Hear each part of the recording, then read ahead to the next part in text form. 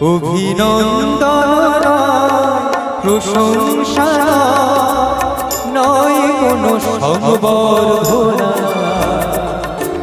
মানুষের ভালোবাসা পেতে চাই আমি, চাই শুধু শুভ কামনা। অভিনন্দন প্রশংসা